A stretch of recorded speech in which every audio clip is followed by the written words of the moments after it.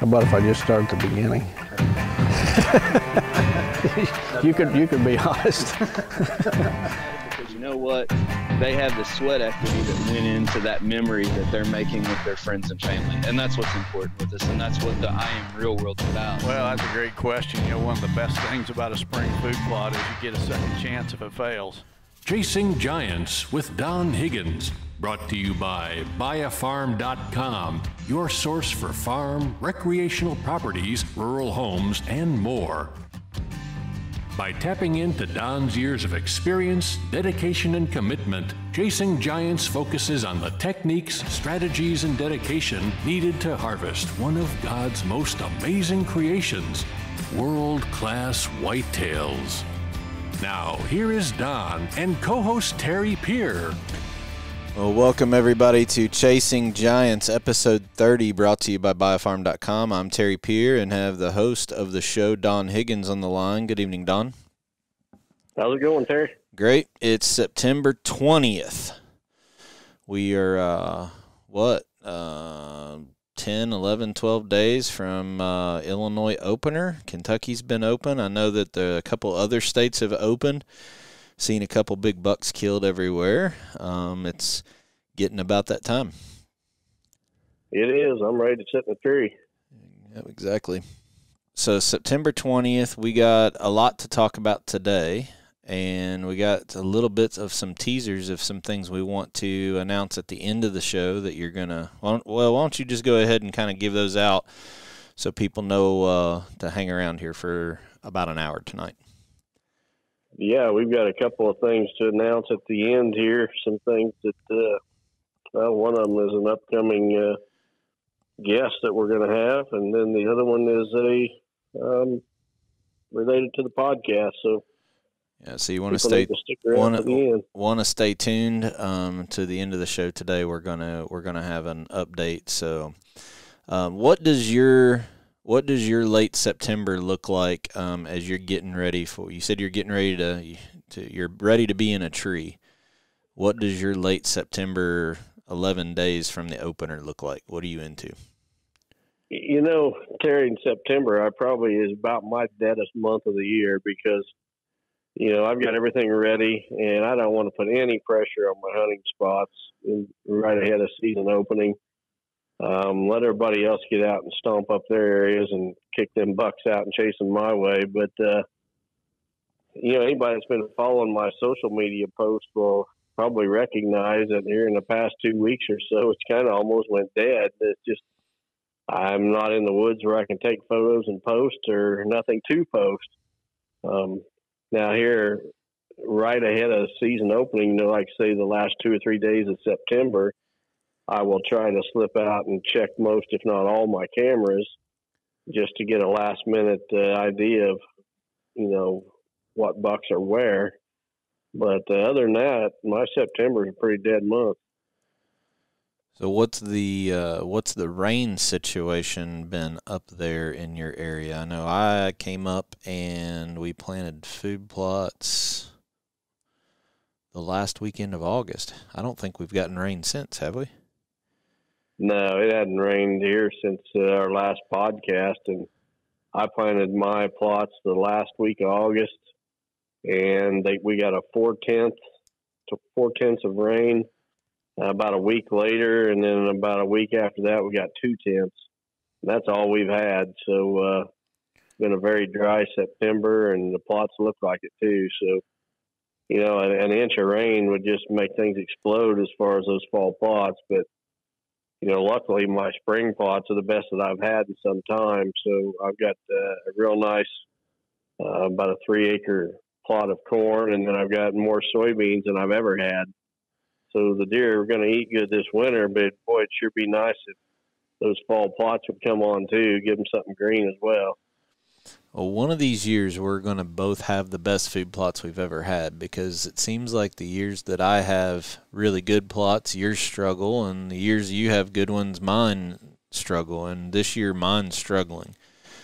With me being hurt, I didn't get mine sprayed. My beans were thin because of the turkeys and some missed rain, and I have hogweeds all over the place in my bean field, and It was kind of a catch-22 because I didn't want to kill the undergrowth, the oats that I'd sprayed, or I didn't want to kill the oats that I double cropped in. So I let it go, and I'm almost thinking I made the wrong mistake and should have sprayed and just killed everything. But we'll make the best out of it. I got a lot of beans. It's just I can't see across the field. There's so many hogweeds. So it's probably the worst year of food plots I've ever had here in Kentucky on the home farm. But well, it's been a bad year for weeds too. I mean, the soybean fields, the ag fields, the farmers' fields around here are just. I don't think I've ever seen them as weedy as they are this year. And we just got so much rain back in May and June and even in July that the weeds just, or the rain for one thing, washed away a lot of the herbicides. So, I mean, we was getting inches at a time. I remember there was 1 week there in July where I think we got 6 inches in about 2 days. And it was like that the first late spring and first part of the summer. And the weeds just, farmers couldn't stay up on them. So the soybean fields around here are weedier than I've ever seen them. right. So what's the status of the up there around you? What's the status of the corn and beans drying down? Do you think farmers are going to be as late as they were last year picking corn and beans? Well, they've started around here. So on both corn and beans. My guess is this week every farmer in the area is going to be at it pretty hard. They weren't all at it last week. We had that week or so in early April where the weather warmed up and we got good conditions for planting, and a lot of crops got planted that 1 week, and then it went back to almost early spring. It cooled off and got wet again for about a month.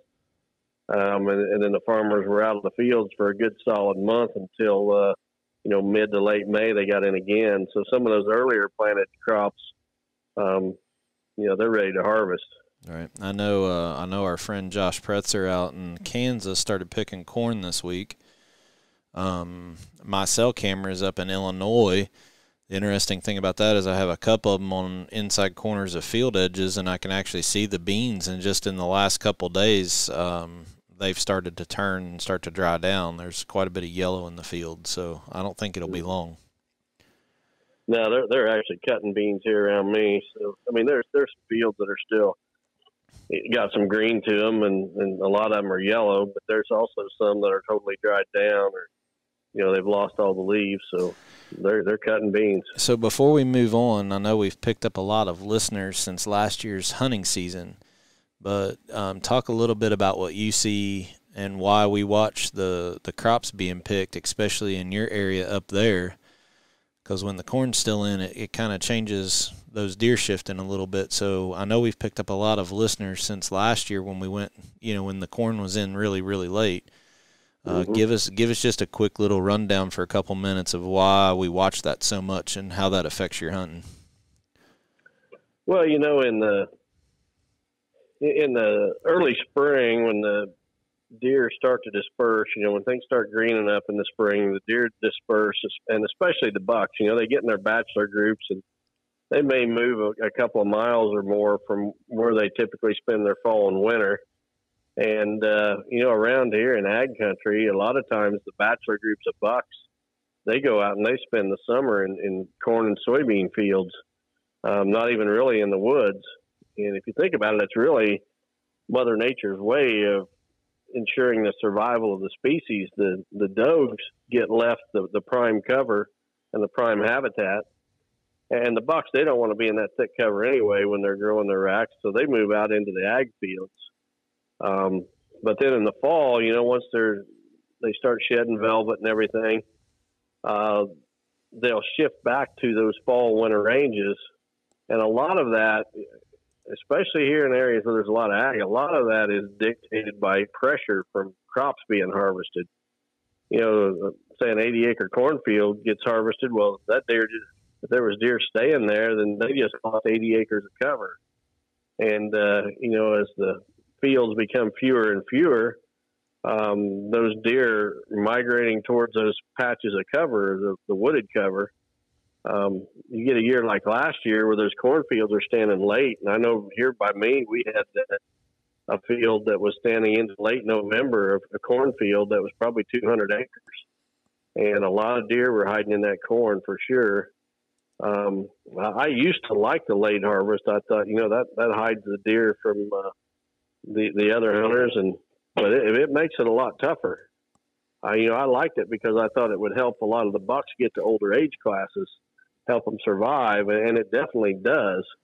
But it also makes it a lot tougher for me and everybody else when they've got 3 times as much cover as they would typically have. Your odds of getting them in bow range are not near as good. Yeah.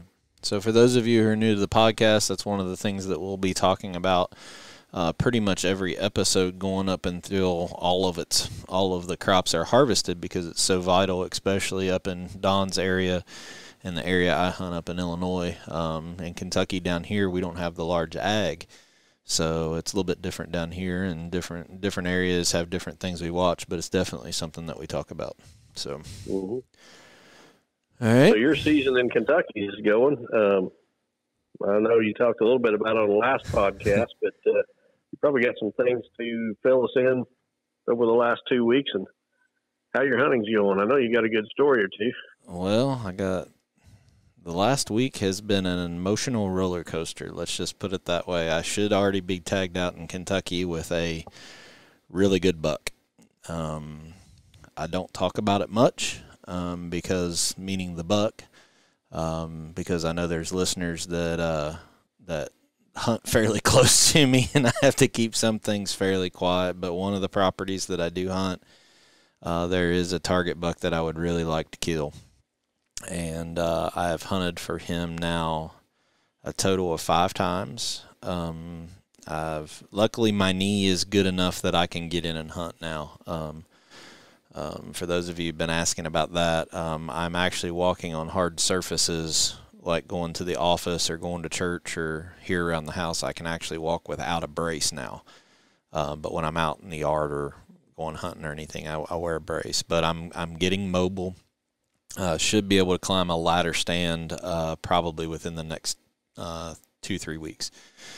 But was playing it to the tee. I knew based on my condition I had to come up with a couple different places to ground hunt.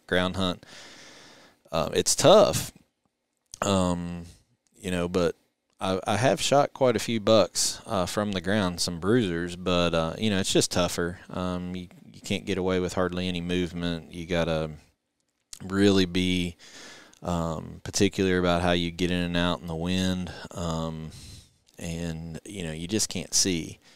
So with as hilly as what it is around here, the problem with me hunting the ground is usually the roll of the hill where I'm hunting these ridge tops from bedding to food. You get blocked out by a little bit of the hill. So my target buck has come out every night that I've hunted for him, and on the 4th night, last Sunday night, I finally got the shot that I wanted, and I went to squeeze the trigger, and I had a malfunction of equipment. We'll just leave it at that. I had a string break on the crossbow, and I really... It just stinks because I don't want to make excuses, but this summer has been such a bust with my leg injury. I couldn't get out and get shooting like I should have. Trying to scramble my food plots are a mess. I had, to get buddies to put ladder stands up for me, and it's not an excuse. It's just reality. I did not check my equipment like I should have, and I should have caught that there was a potential problem. And Sunday night when I shot, it sounded like an absolute bomb went off underneath my chin. I'm very grateful that I'm not hurt because there was stuff flying and strings flying. The arrow went out. Maybe it was a 34-yard shot. The arrow maybe went 20 yards. I was banged up on my right hand a little bit. The string came around and got me pretty good on a finger, but I didn't have to get stitches or anything. So luckily we have I will give him a quick shout out real quick. He doesn't know I'm going to do this, but I called Dustin of Broken Rack Archery up in the east side of Cincinnati. He's actually a real world dealer, and I called him that night because there's actually a shortage of, because of people's supply chains and machine shops getting shut down and consumer behavior is still really high. There's actually a shortage of bows. All the bow shops are really down in inventory. And told him what happened.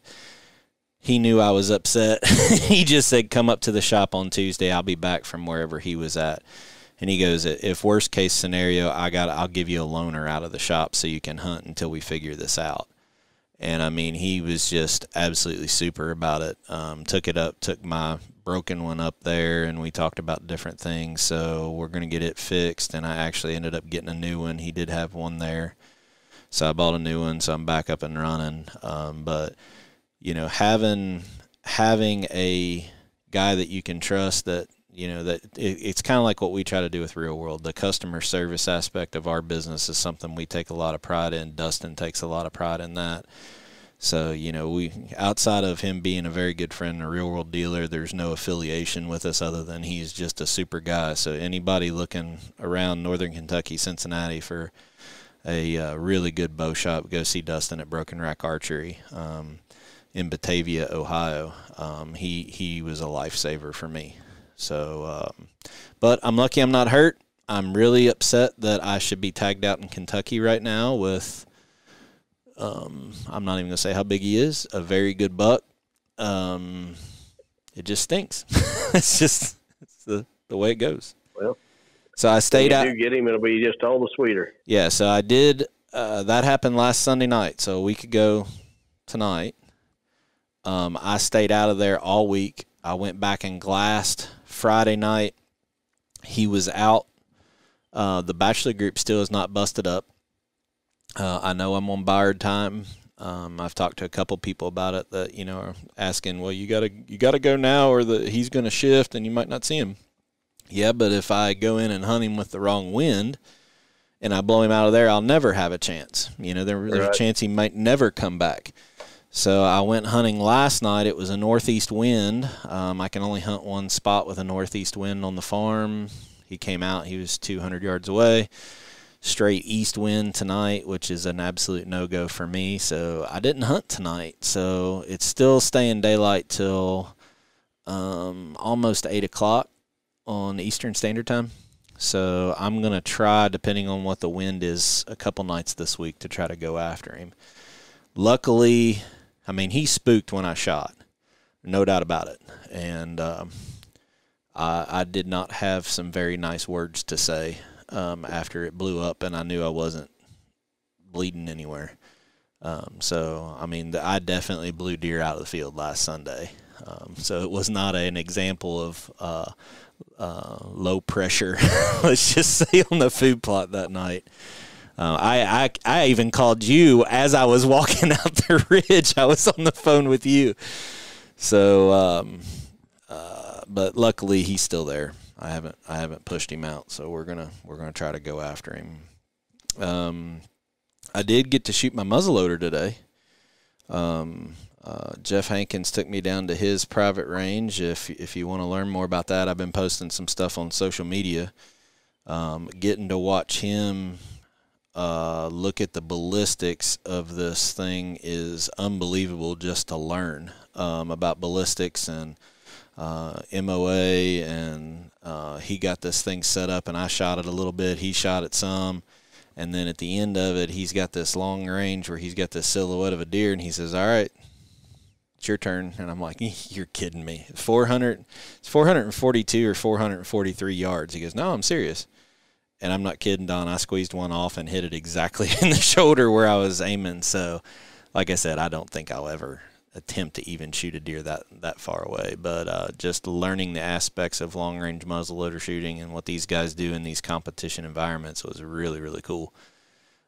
So if people's interested in that, go check out the social media. I'll be posting a little bit more on it.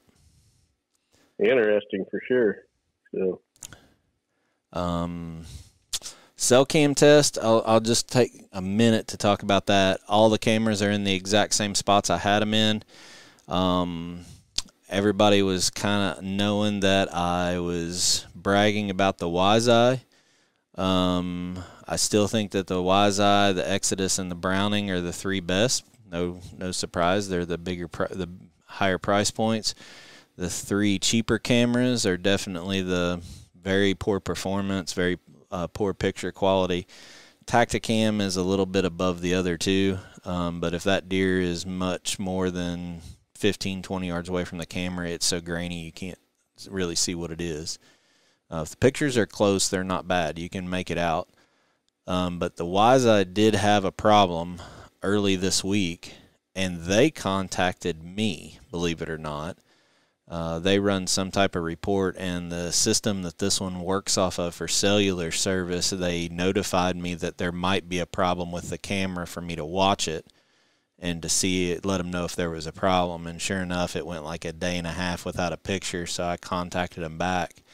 And evidently one of the towers the tower that it was connected to, it's all over my head, but it uses a broadband technology that they're sending me a different camera. So I'm going to be without that camera sending me pictures until I get up to Illinois and swap it out.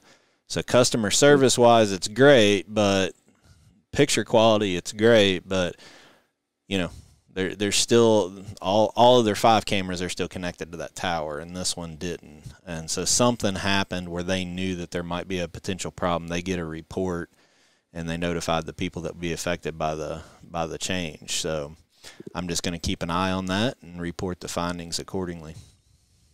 Yep, that's all you can do. So, but that's all I got. I wish we were talking about me having a big old buck at the taxidermist right now. Nah, we're saving that for next episode. So hopefully, pressure's on. Yeah, thanks. Oh well. You know, I want to hit on a couple things before we go to the property of the week or the featured property. You know, last episode you said something that really struck me, and I've been on my mind a lot in the last couple of weeks. You made it. It wasn't about a love swing, was it? And then the question. What's that? It wasn't about a love swing, was it? No. No, it had nothing to do with that. All right. But I just about forgot about the love swing. You had to bring it up again. But no, somebody had sent in a question about going after scents and using scents and how we use them and this and that.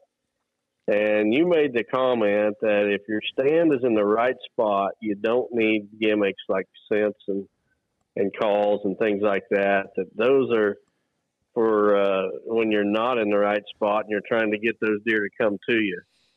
And I thought that was a pretty profound thought, and I can't believe I never thought of it myself before. But, you know, you're absolutely right. If your stand is in the right spot, you don't need those extra things. And as I thought about it, you know, the best hunters I know are not out there with scents and calls and promoting all these you know, off-the-wall tactics and off-the-wall products. The best hunters I know use very little of that stuff. It's almost as if some of these gadgets and things have or guys are using them as a replacement for hunting skill. And I'm not knocking anyone because, shoot, I used to use anything that you could buy. I mean, I carried every bottle of scent and every call made and everything else. But as the years went by and as I sharpened my hunting skills, I found myself using less and less of that stuff. And I just thought that comment you made, that quote, your stand's in the right spot, you don't need those gimmicks, was pretty profound. I'll probably use that in a magazine article at some point too. Wow, I might be famous one day. Well, you already are. Yeah. So just be more famous. But so then I got to thinking about, you know, good quotes that I've heard recently. And, you know, our buddy Wes Delks came up with one a while back. Him and I were on a truck going somewhere, and we was just basically talking about people and human nature. And I think it started with talking about how people are on social media. But, you know, Wes said, you know, people are happy for others' success until that success reaches a certain level. And then all of a sudden they're not so happy for him. And the example he used was Michael Jordan. He said, when Michael Jordan won his first championship, everybody was happy for him.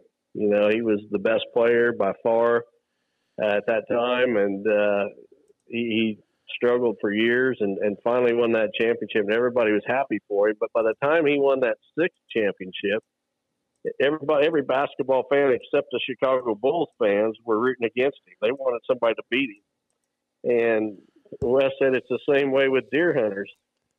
People are happy when a guy shoots a big buck, but when he starts doing it too regular and kills too many of them, then all of a sudden people are no longer happy for him. And, I thought that was a pretty profound thought too. So yeah, it's interesting. Coming from our buddy Wes.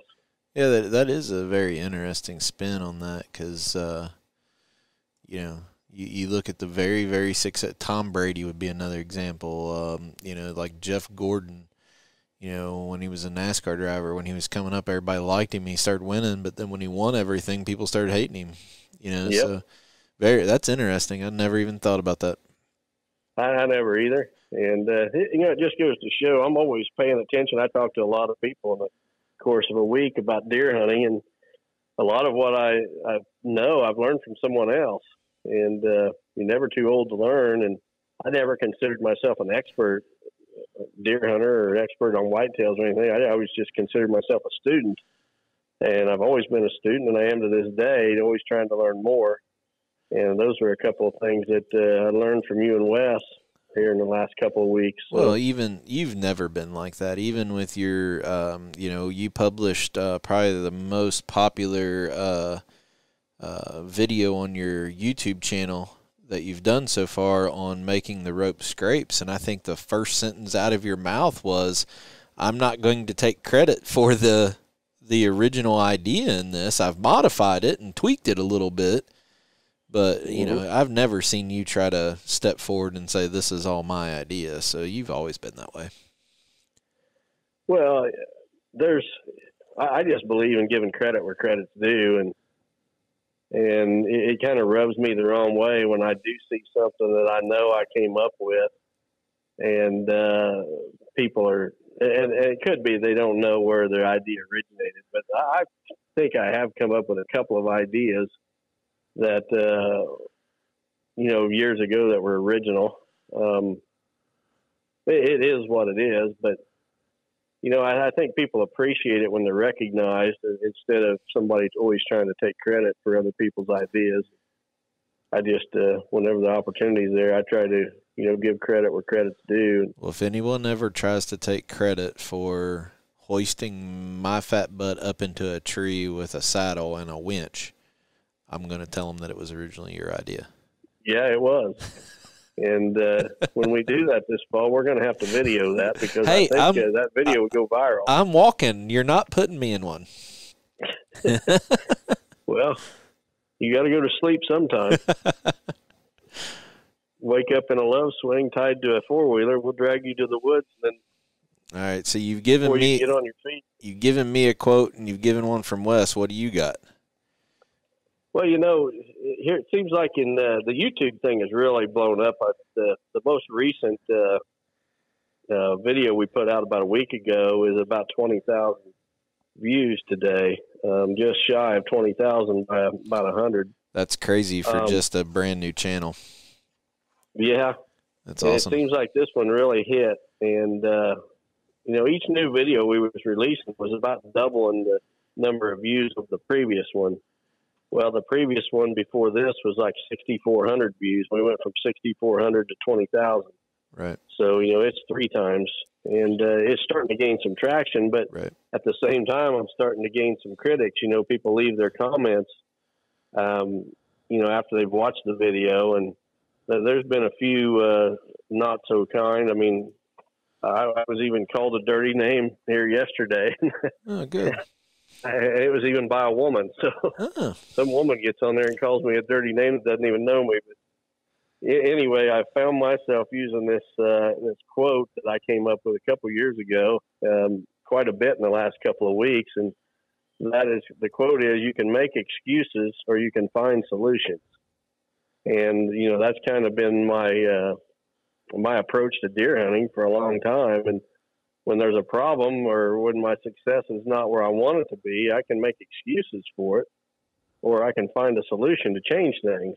And I found myself posting that quote a lot here in the last couple of weeks, and I probably continue to. Yeah. I mean, it's just like this deal that happened with me last Sunday. It's really easy for me to make an excuse and say it's the bow's fault, but the truth is it's my fault. I should have prepared my equipment better. It cost me a whole lot of money to go buy a new bow that I wasn't planning on doing, but doggone it, I want to kill this deer, so we're going to find a way to do it, you know? Yep. So you find solutions. Right. So, hey, the big one that really just irks me is last episode, I kind of went into my background and, how I struggled financially when I was younger. And my wife and I struggled getting our feet under us financially. And we had our electricity shut off more than once when we were young. And then to get on the internet, somebody that has no idea what you went through, tell you that the only reason you're successful is because you've got hundreds and thousands of acres of private ground to hunt by yourself, which is not even close to being true.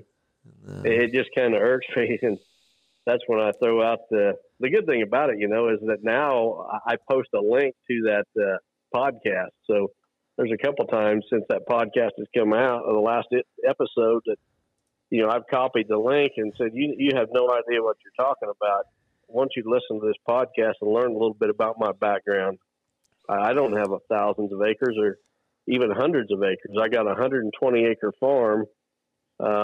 Most of my hunting actually is done by either knocking on doors or even public land. Right. So it's easy to make assumptions, especially on the internet. Oh, yeah.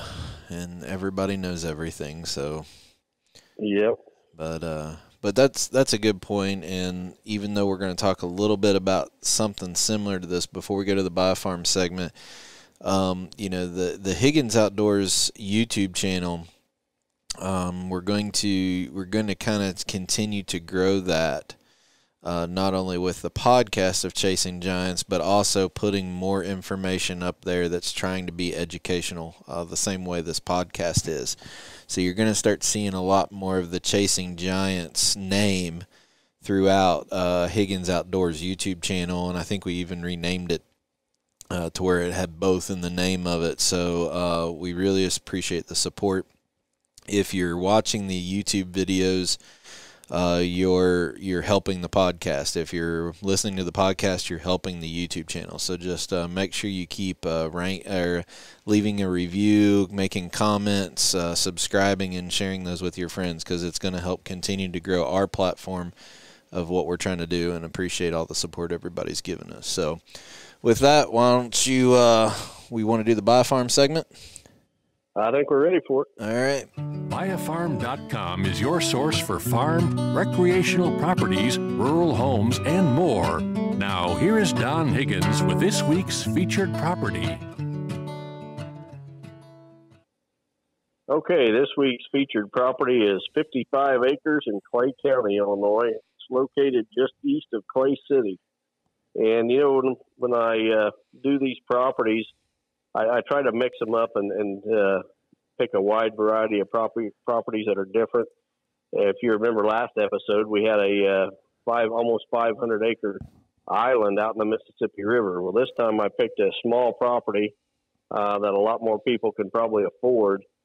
And when you look at the layout of this property, it's absolutely fantastic. One side of the property, the south side, is a railroad tracks. So you're bordered by railroad tracks on one side. The west side of the property is a drainage ditch, and then across the drainage ditch is open ag fields. The north side of the property is an open ag field, and then you would have woods on your east side. It lays out in such a way that as far as access, you can slip down that drainage ditch, slip down those railroad tracks, across the open fields or whatever, giving you good access from three different directions. The wind, the only wooded boundary would be on your east, so any westerly wind would be blowing your scent onto the neighboring property where there'd potentially be deer within the cover. So as I looked at that aerial, it just kind of struck me how unique it is as far as the layout. The price is very reasonable. It's only about $150,000, which a lot of people can afford that. A lot more people when you start getting into the several hundred thousands or million range. The taxes are very low, $146 on this. There's both deer and turkey there, also some marketable timber. But it sure appeared to have enough flat area where you could come in and create some food plots as well. So if you're interested in that 55 acres in Clay County, Illinois, the agent would be Don Bailey. And Don's phone number is 618-919-1031. And he'd be glad to show it to you. Yeah, one of the things that I did a little bit earlier this week was kind of surfing through BioFarm's website and also their Facebook page.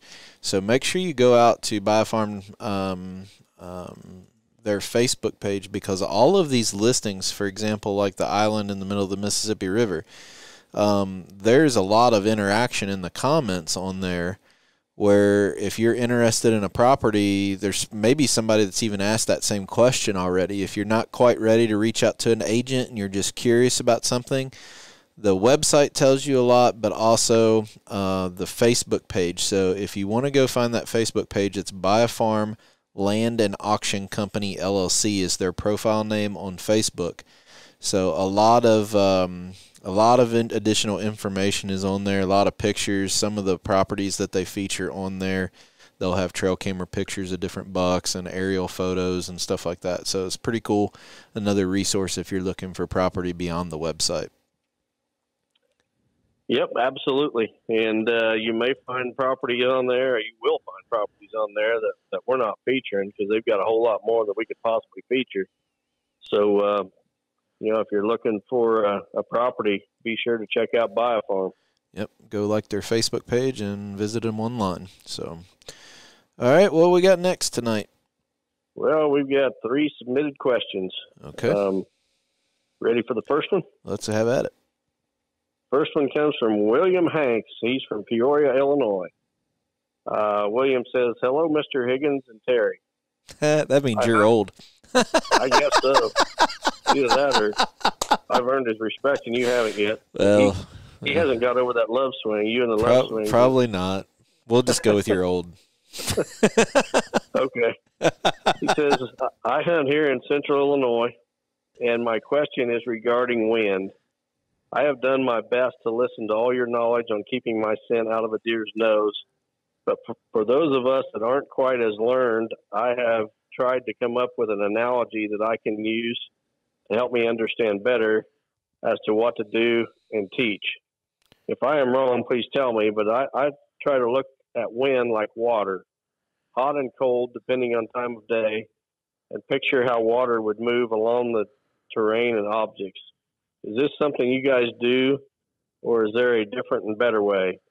Especially if I am not certain of a deer's direction of travel or where they bed or feeding for sure." Well, absolutely, William. Wind does move similar to water, across the landscape. But just as water, say in a flowing river, will swirl and eddy, wind will do the same. Ironically, I'm getting ready to release a video on playing the wind. And in fact, I was ready to have Steve Shields, the video producer, start on it this week, but I called him this morning and told him to hold off because I came up with a better idea. Because I get so many questions about the wind. I really want this video to be a good one and really an attention getter, because well, what we're going to do is we're going to look at 2 properties that I hunt. We're going to use aerials of those properties, and we're going to look at 2 specific hunts. One was about 30 years ago when I was learning how to play the wind, and I just about killed a giant buck on this hunt. But I did one thing wrong, and it cost me that buck. But I learned two very valuable lessons on that hunt. One of them was in regards to playing the wind, and I'm going to lay out that entire hunt on this aerial of that property to show what I learned on that hunt, but how deer like to utilize the wind, especially mature bucks. And then I'm going to show a hunt where I actually do kill a buck. You're going to see me shoot the buck on this video, but we're going to lay out that farm and on the aerial as well. You know, marking wind direction. We're going to show where my stand was at, how I accessed that stand, what the bucks were doing. Because in both of these cases, these bucks were doing absolutely what they should do. The big difference in these two hunts is one of them was about 30 years ago, and the other one was about 5 years ago. And if I would have known 30 years ago what I knew 5 years ago, that other buck would have been dead too. But I'm hoping that this video is going to really help answer a lot of these wind questions I get. So you can go to that YouTube channel, Chasing Giants with Higgins Outdoors. And if you'll subscribe to that channel, when those videos are released, you'll get a notification and you can see it as soon as it's released. But to go back and answer your question, yeah, you're right. The wind does kind of flow very similar to water across the terrain. You got anything to add there, Terry? No, I agree. I think it's a great analogy. For the people that say they don't get winded, you just don't know you're getting winded. You might not have deer blowing at you, you know, on the downwind side of you, but the fact of, you know, me in this early season is a prime example. I've hunted for my target buck now 5 times. I've seen him all 5 times. If I was to hunt that spot every night, he probably still wouldn't be there. I've gotten away with what I have because of being disciplined to that wind. So you're not going to always know you're going to get winded by deer, but they'll just stay put or they'll go the other direction. It doesn't mean they're going to blow at you. So don't believe the hype in saying, if I use a ozone or if I use a scent or if I use laundry detergent, I'm not going to get wind. I made a post this week about it, and I do use nose jammer body wash and spray. But it's like the quote that Don referenced earlier. If your stand's in the right spot, you don't need that stuff. Wind is so vital. I hunt less and see more deer now than what I ever have in my hunting career. And Don was the biggest influence with me in doing that. So if you don't believe me, or if you don't believe Don, I can vouch for it. It's night and day difference. Yeah, I want to go back and read William's last sentence. It says, especially if I am not certain of a deer's direction of travel or where they bed or feeding for sure. You know, as you become more experienced and your hunting skills increase, you're going to know. You know, today when I go hunting, I know which way the deer's coming from. I know where he's coming from, and I know where he's going to. Just about every time. Now, during the rut, you can throw some of that out, especially on morning hunts. Right. But during the rest of the year, you should know where he's coming from, where he's going to.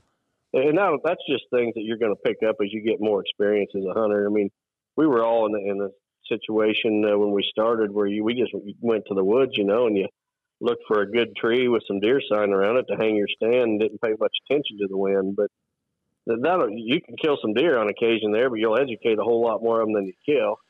And you're never going to kill the big ones consistently with that approach. So, you know, it was funny. The guys from Whitetail Cribs was at my house 2 weeks ago filming an episode in my man cave, and they stayed and did an episode of their podcast with me on it. And we got to talking, and I really didn't realize this, but, you know, I have a normal job. I get limited vacation time. And I made a statement, and I caught myself making the statement. I'm like, is that really right? And it is. I use more vacation time every year prepping, scouting in the off season than I do taking vacation time to hunt. So So when you don't know where the bedding is, you don't know where the food is, a lot of that is off-season prep that you're putting in to getting the chance you need to close the deal in the fall. So, you know, if you don't know this year going in, I don't recommend trumping up your property to find that bedding. But in January, February, after the season is, find it. Or rearrange the property, do different projects so you know where the bedding and the food is, and then you can hunt those transitions. But I never really realized it until I just blurted it out, and I had to catch myself and say, is that really right? And it is. I use more vacation time in the off-season getting ready than I do vacation time to actually hunt. And that's pretty crazy when you think about it. And there's no doubt I do the same as far as hours and days.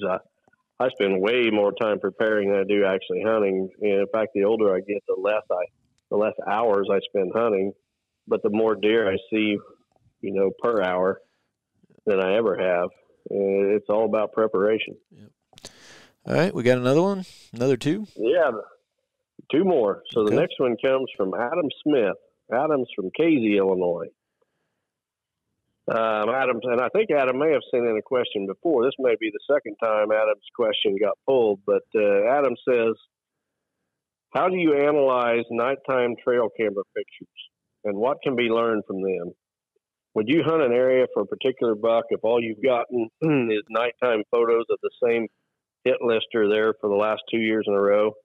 Or should I be trying to figure out where he is going and coming from and try to focus on their areas? Well, you pretty much answered your question there, Adam, with the last question. Or should I be trying to figure out where he is going and coming from and try to focus on their areas? What you can learn from nighttime pictures, first of all, you want to look at the time. Was it right after sunset that you got his picture, or was it, 2 a.m, or was it right before sunrise? If it's right before sunrise or right after sunset, then you're probably fairly close to where that buck's bedding. If it's 2 a.m, then it's anyone's guess. Right. There's a lot of guys that think bucks are nocturnal and are specific bucks, or the buck they're hunting is nocturnal. And that buck probably is nocturnal on the property they're hunting, but that doesn't mean he's nocturnal on another property. That's a great point. That's an absolutely great point. Yeah, I mean, I tell all my consulting clients, one of the first things I tell them is, if you want to kill big bucks consistently, you've got to hunt them on the properties where they spend their daylight hours, and that means where they bed. And if you're just one property over from where that buck beds, your odds of killing him are 10% what they are if you're on the same property. So what can you learn from them trail camera pictures? A lot of it has to do with the time that you're getting that picture. Every picture you've ever gotten of this hit list or buck you're talking about is in the dark and it's midnight, 10 o'clock, midnight, 2 a.m, then you're probably not close to where he's bedding, and you need to figure out where that's at. You caught me on this exact statement probably 3-4 years ago with a target buck, and I just said he's nocturnal. I'm not getting pictures of him. And you're like, no, he's probably getting up in daylight hours. He's just a long way from you where it's happening, and you have the food source that he's traveling to get to. So it's a great point. I've come to understand that even here in the last few years to a better degree. And to further the answer on this, I think a lot depends on the location of the camera. So, I mean, you've got cameras in your place that are just for inventory that you don't care if they're at dark. You're just using them for inventory. So a lot of it, too, is where you're getting the picture of. If it's on a food source or a rope or something like that, that's a different story than if you just have it out on the perimeter. So I think you can learn a lot from it, but it doesn't mean that you shouldn't hunt even if you're only getting nighttime pictures. There's a lot of factors that go into that. Right, because, I'm just going to guess that these nighttime pictures are coming during the rut, if that buck is ranging away from where he's bedding that far. But so what happens is that buck hits your property at 2 a.m, and all of a sudden he finds a hot doe and starts chasing her around. Yep. Well, he's not going to make it back to his bed before sunrise. In fact, there's a good chance he'll be right there still chasing that doe around when the sun comes up. But let's say you got a camera over a food plot, and you're not getting that picture in the soybeans or the deadly dozen until, midnight. That deer might be staged up if the weather's still warm. He might be staged up in alfalfa or clover and working his way there, or the acorns might be dropping, or there might be persimmons somewhere where he's up. It's just he's not there yet. It doesn't mean that he's just nocturnal. Right. You just got to put the rest of the pieces together about where he's going. And until you figure out where a buck is bedding, I just personally believe you have a tough time killing that animal outside of the rut if you don't know where they're bedding at. Absolutely. Yeah, that's a fantastic point, Terry. The most important piece of information you can know about a buck you're hunting is where's he bedding.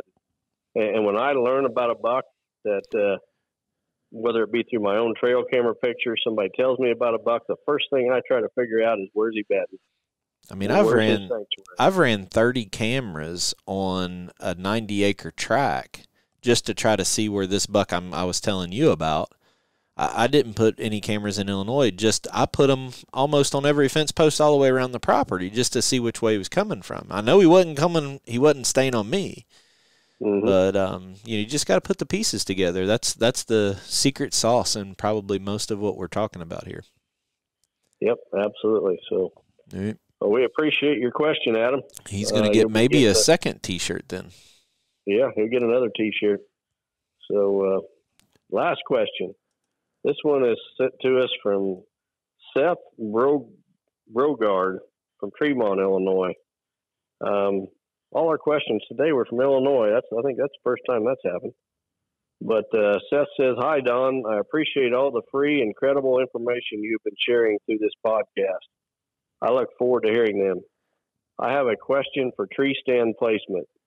I seem to have a lot of luck placing stands in a tree on the downwind side of a block of timber that is right on a river. I'm looking at my map, and I've been thinking of placing more stands like this. However, in some of those spots, I would like to place a similar setup. There are big blocks of timber on the other side of the river.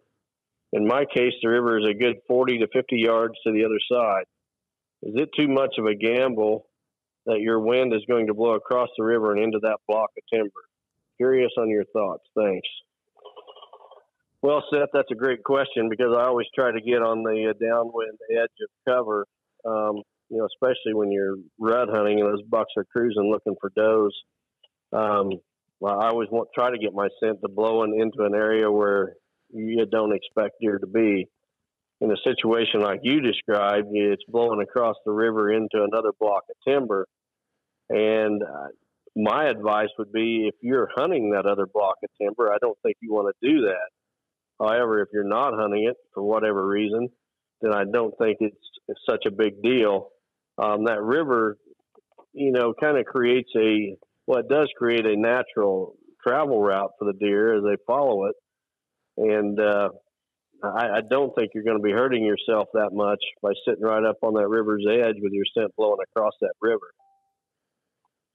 I've never really hunted a situation like that. Have you, Terry? Yeah, we have over in eastern Illinois on the Wabash River. The thing I don't know is when he says river, does he mean river or like a creek that they can cross? If saying 40 to 50 yards to the other side. Oh, that's pretty big then. Okay. So that would be similar to what we run into. We use it as a fence, basically. I mean, it's basically you're up against it might as well be a Donald Trump wall to Mexico. We just leave it as we're not hunting that side. Of the other side of it, I'm going to use that as the same as I would be in a big open ag field that it blows out in because I don't have deer on the downwind side usually coming to me. But yeah, we love it, especially in the rut, because it seems like that there's always bucks traveling that river up and down, looking for hot does. One of the best, my favorite spots I've ever hunted. Well, and the deer on the other side of the river are not likely to be coming to you anyway. No. So if they scent you, it's not like you've really lost much. Right. So, I mean, I wouldn't hesitate to hunt a situation like that. So, right. I hope we answered your question, Seth.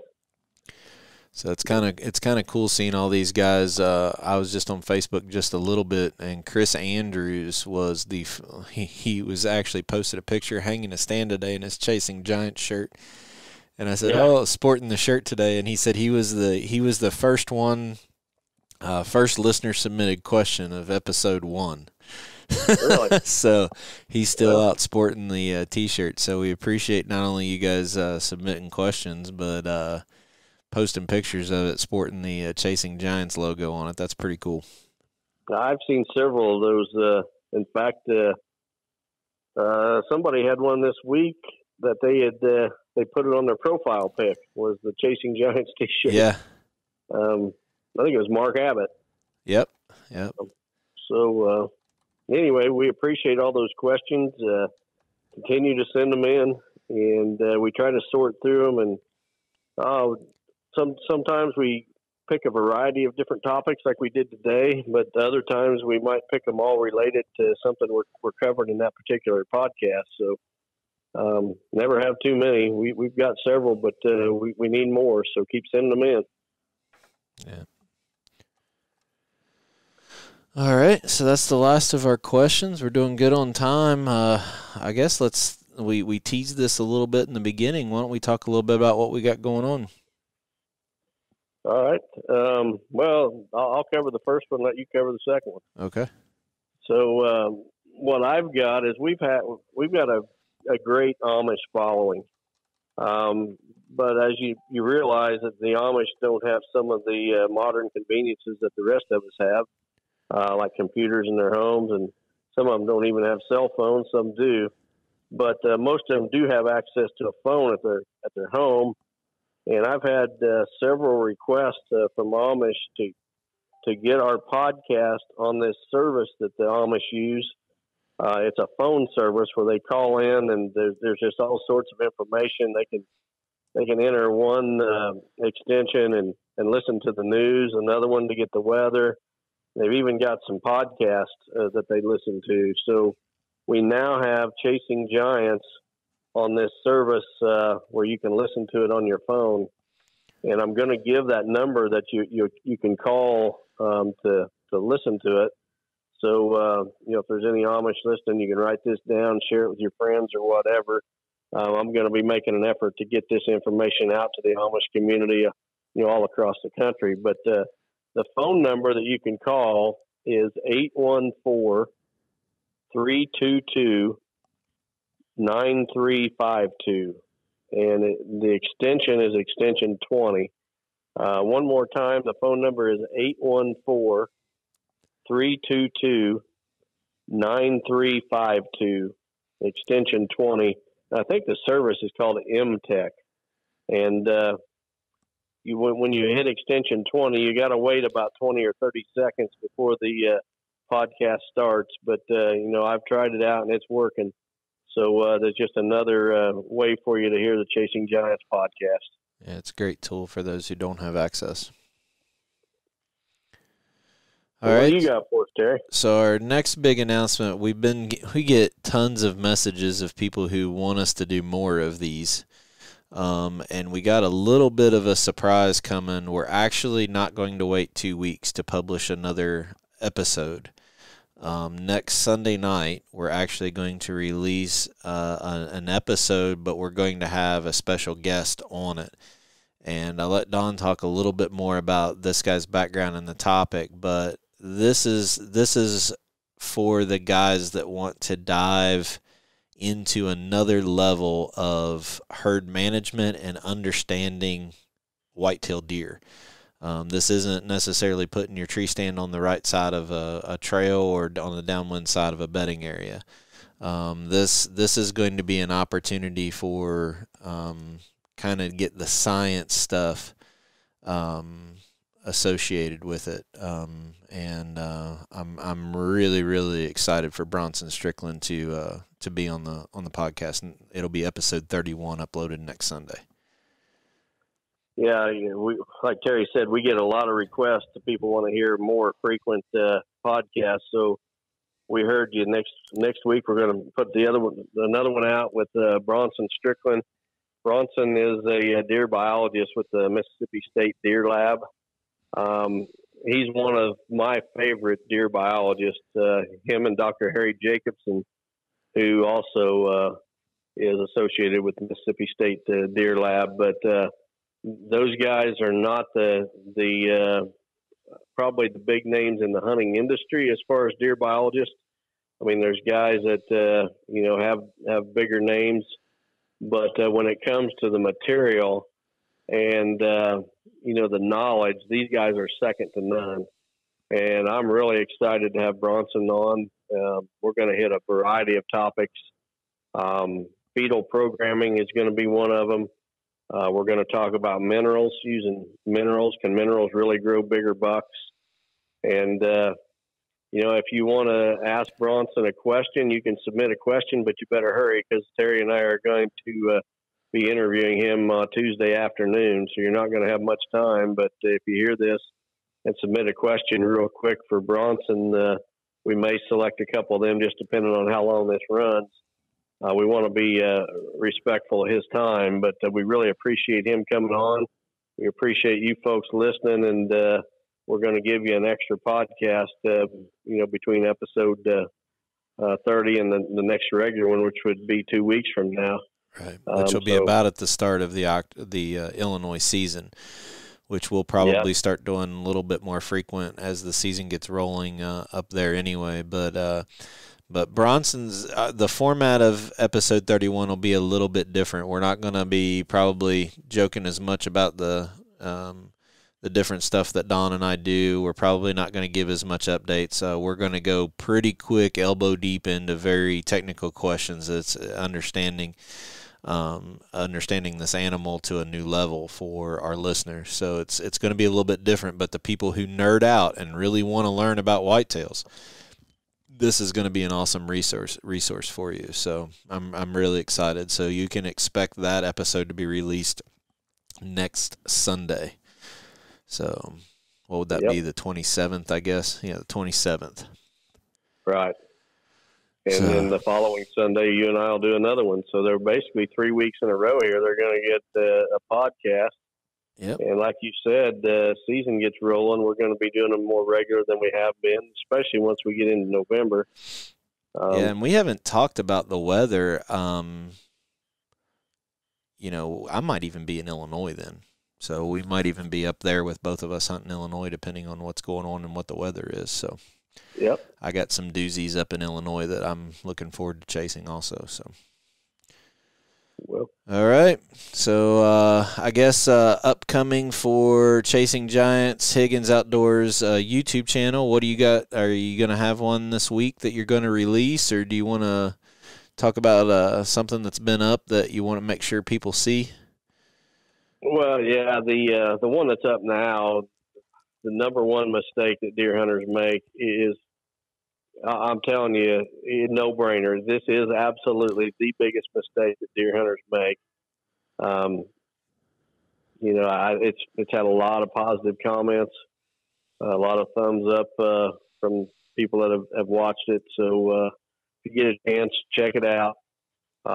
Subscribe to the channel because I'm going to be putting them out even more frequently with the hunting season rolling along. Steve Shields, the video producer, is going to be spending a lot of time with me in a tree.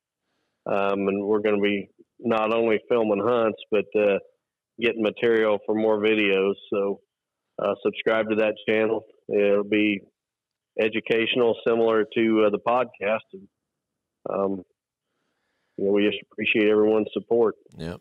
And, I don't take a lot of time talking about the cell cam test and the long-range muzzleloader stuff that's kind of turned into a hobby that Vortex has been helping me out with. So if you want to follow along on that, just go to my social media. It's not really kind of in the wheelhouse of what the podcast is, but still something that's kind of interesting. So just go to my personal social media on that if you want to see it. The only other thing that I think might come out this coming week is that episode of Whitetail Cribs might come out. So you'll hear a couple funny stories about some bucks that I've shot on there. So I'll make sure to share that. when that stuff gets released. But other than that, I really don't have anything else. Hopefully I get another shot at this buck that I missed. I hope so. I look forward to watching that episode of Whitetail Cribs too. All right. So why don't you take us out, and on behalf of all of our sponsors, just want to say thank you for the support. Please leave a comment and a ranking on the platform that you're listening to the podcast on, whether it's YouTube or iHeartRadio or Apple Podcast. It really helps other people who are listening and looking for this type of material for the analytics to recommend it to us. So the more you comment and are leaving messages or feedback, that really helps us grow the channel, and we want to be able to do that as organically. We don't want all the Arabic followers. We want to do it the right way and grow this thing to where it's helping people accomplish what they want to do in the deer woods. So we want to thank you for your support. So go ahead and take us out, Don. Yeah, we want to thank our sponsors, BuyAFarm.com, 360 Hunting Blinds, Lone Wolf's Tree Stands, Matthews Archery, Quiet Cat, Vortex Optics, and Real World Wildlife Products. Appreciate everybody. See you next episode.